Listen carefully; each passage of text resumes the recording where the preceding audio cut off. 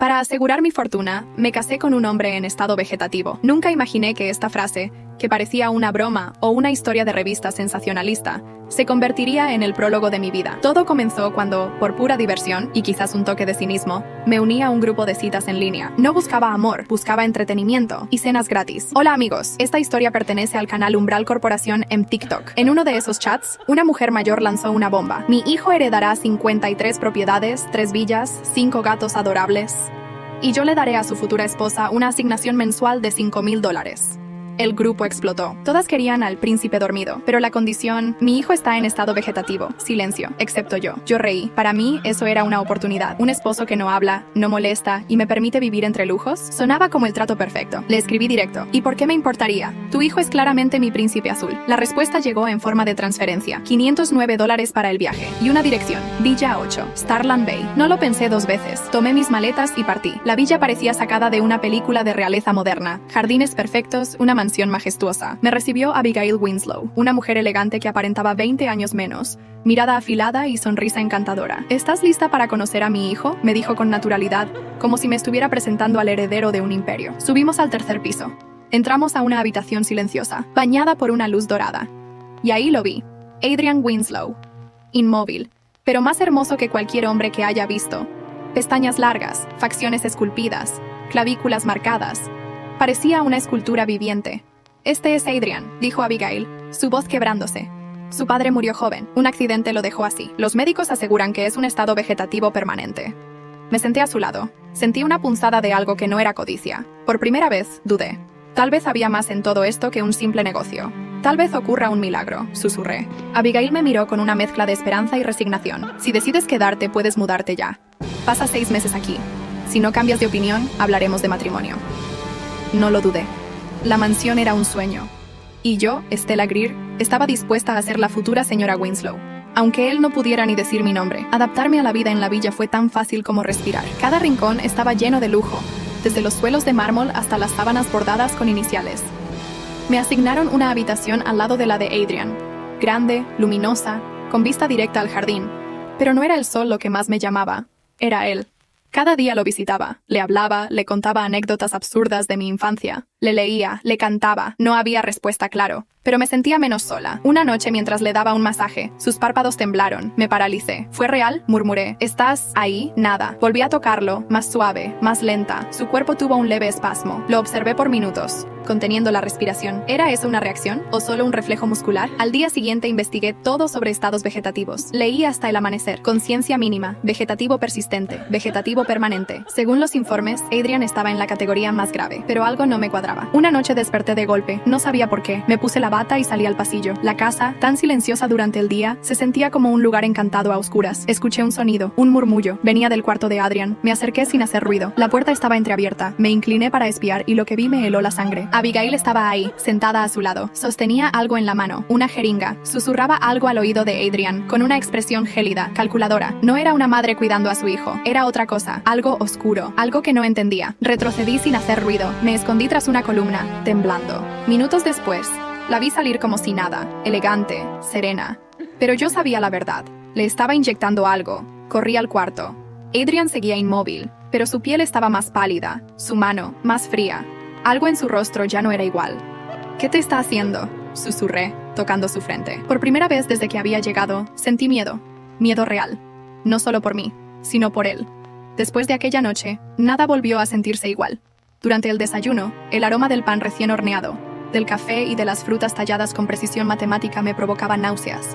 Todo parecía una puesta en escena, como si la casa estuviera diseñada no solo para impresionar, sino para distraer. Comencé a observar más. Las miradas esquivas del personal, las sonrisas falsas, el silencio demasiado cómodo. Era como si todos supieran algo y fingieran no saberlo. Decidí preguntarle al mayordomo. «Rupert, ¿has notado algo extraño en el estado de Adrian? ¿Un movimiento? ¿Un gesto? ¿Una reacción?» Me miró con esa calma británica que siempre lo acompañaba y respondió. «El joven señor Winslow permanece estable, sin alteraciones perceptibles». Pero luego añadió algo más. «Ver lo que deseamos ver. Es fácil en esta casa». Sus palabras me atravesaron como una cuchilla fría. Había algo escondido, algo grande, algo que nadie decía. Esa misma noche desperté de nuevo. Un sonido metálico, como un chasquido suave, me sacó del sueño. Caminé descalza hasta el pasillo. Otra vez. Venía del cuarto de Adrian. Me acerqué con cuidado. La puerta estaba entreabierta. Miré por la rendija. Abigail estaba sentada junto a su hijo, murmurando al oído. Su mano sostenía una jeringa. «Tú no vas a volver», decía en voz baja, con una dureza helada. «No puedes. Todo esto ahora es mío». Mis piernas flaquearon. Me tapé la boca para no gritar. Abigail no solo lo había aceptado en ese estado, lo estaba manteniendo así. Lo estaba forzando a quedarse dormido. Esa noche no dormí. No podía. A la mañana siguiente bajé con el estómago revuelto. El desayuno perfecto me parecía una burla. Me senté a la mesa, pero no toqué nada. Giraba la cuchara en una taza vacía, fingiendo normalidad mientras en mi cabeza todo era caos. Luego subí directo a la habitación de Adrian. Lo observé. Su rostro estaba más tibio, sus párpados más inquietos, su cuerpo parecía luchar. «Si estás ahí, por favor, dame una señal», le susurré, tomándole la mano, y entonces lo sentí. Una leve presión, un roce mínimo, pero real. No era mi imaginación. Él estaba ahí, y si él quería regresar, yo lo ayudaría, aunque tuviera que enfrentar zozobra, todo o infierno que esa casa escondía. Aquella mañana, la urgencia me ardía en el pecho. Ya no era solo intuición, era una necesidad desesperada. Necesitaba pruebas, algo concreto, porque si Adrian estaba intentando regresar, alguien más lo estaba impidiendo. Esperé a que todos se durmieran. La mansión tenía sus rutinas, y después de semanas allí, ya conocía los sonidos, los silencios, los rincones vacíos. Fui hasta el despacho de Abigail. Estaba cerrado, pero recordé que una vez, entre risas, ella mencionó que guardaba una copia de la llave en el estudio. La encontré. Minutos después estaba dentro. Un espacio elegante, cubierto de madera oscura, con estanterías llenas de libros que parecían no haber sido tocados en años. Había un escritorio robusto, con un panel ligeramente distinto al resto. Tiré del panel.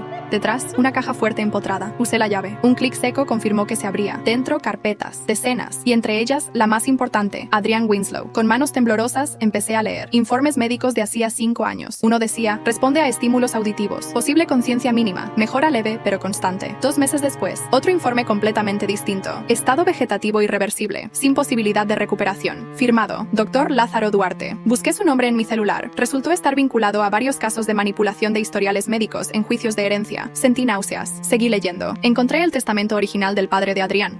Dejaba todo a su hijo, salvo en caso de muerte o incapacidad mental permanente, validada por un comité médico. Poco después, un nuevo testamento, nombrando a Abigail como única heredera, con un apéndice que certificaba la incapacidad de Adrian. Las piezas encajaban como cuchillas. Ella lo había condenado a ese estado, por dinero. En el fondo del cajón había algo más, una libreta de cuero. Las primeras páginas eran solo listas y anotaciones irrelevantes, pero luego comenzaron las frases sueltas, fragmentos de pensamientos, casi confesiones. Si él regresa, todo se acaba.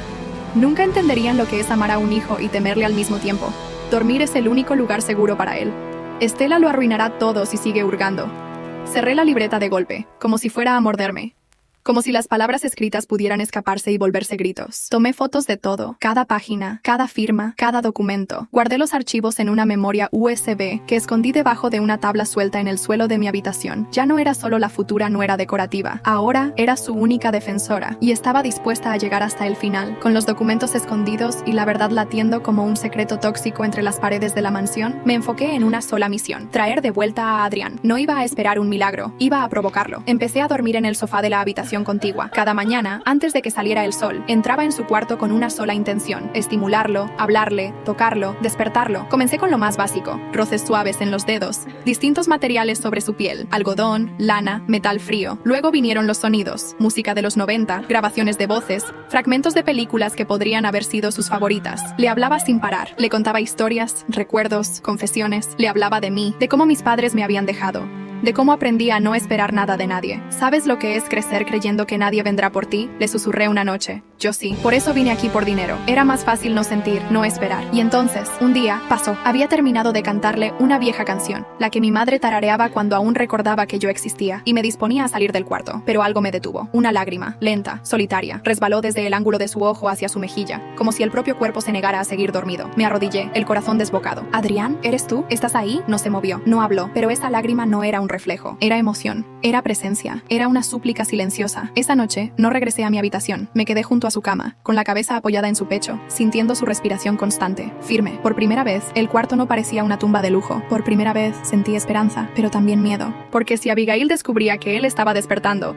haría todo lo posible por silenciarlo. Lo sabía, lo había leído, lo había visto, y por eso decidí protegerlo con todo lo que tenía. Comencé a registrar todo: videos, fotos, audios, fechas, horarios, reacciones. Llevé un diario clínico improvisado y escondí copias en distintos lugares de la casa. Ya no era una mujer detrás de una asignación mensual. Ahora era su única protectora, su único puente con la vida, y no pensaba dejar que nadie lo cortara. Los días se volvieron rutina, pero no una rutina vacía, una rutina de fe. Yo hablaba, leía, cantaba, le narraba cada detalle de mi vida, incluso los más dolorosos. Le hablaba de los silencios de mi infancia, de las decepciones repetidas, de lo difícil que era confiar. Por eso vine. Le confesé, por el dinero, porque era más sencillo no esperar nada, no amar. Él no respondía, pero el ambiente en la habitación había cambiado. Ya no parecía un cuarto de enfermo, sino un espacio en pausa, esperando despertar. Una mañana, mientras le peinaba el cabello con los dedos, me incliné y apoyé mi frente contra la suya. Si de verdad estás ahí, Adrián, si me escuchas, por favor, di algo. Cerré los ojos, contuve la respiración, y entonces lo escuché. Apenas un susurro, trasposo, débil,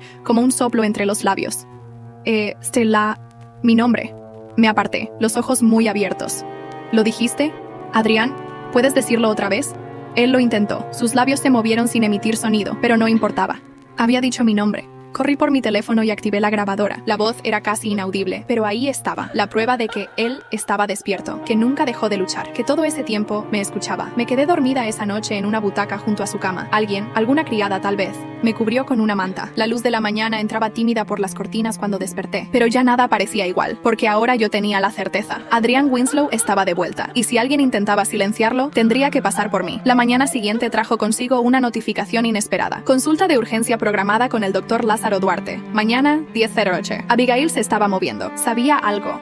Corrí al cuarto de Adrián. Estaba despierto. Sus ojos aún cerrados, pero su expresión era distinta, más viva. Sus labios se movieron cuando me incliné sobre él. «Buenos días, Adrián», susurré. «Hoy no estamos solos, pero no tengas miedo. Te voy a proteger». Me apretó la mano, levemente, pero lo hizo. Ya no quedaban dudas. Busqué a Rupert. Estaba esperándome en la sala de té. Me miró fijamente. «Él ha despertado», dije sin rodeos. Rupert asintió, por primera vez sin ocultar la emoción. La señora Abigail llamó a ese médico, el mismo que firmó los documentos falsos. Si lo hace de nuevo, lo van a trasladar. Tal vez peor. Me entregó una tarjeta. Doctora Mayra Salgado, neuróloga independiente. Llámala. Si puede venir antes de la cita de mañana. Todavía hay esperanza. Esa noche fue una preparación silenciosa para la guerra. Llamé a la doctora.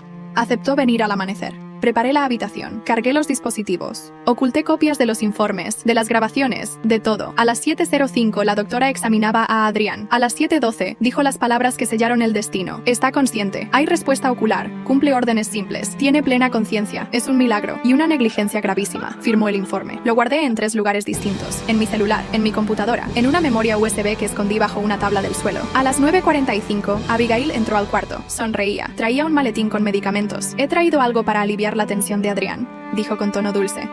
No hace falta, respondí, poniéndome de pie. Está tranquilo y consciente. Ella se congeló un segundo. ¿Consciente? Eso es imposible. Entonces, ¿por qué traes sedantes en la mano? Abigail soltó una risa hueca. Te di todo y me pagas con traición. Yo cuidé de tu hijo, le dije, firme. Algo que tú nunca hiciste. Rupert apareció en la puerta. Ya llamé al abogado y a la policía. Abigail no gritó. No negó nada, solo se giró y se marchó. Por fin, el aire en la habitación se sintió limpio. Me volví hacia Adrián. Me miraba, vivo, presente. Una lágrima rodó por su mejilla. Has vuelto, le dije con la voz quebrada.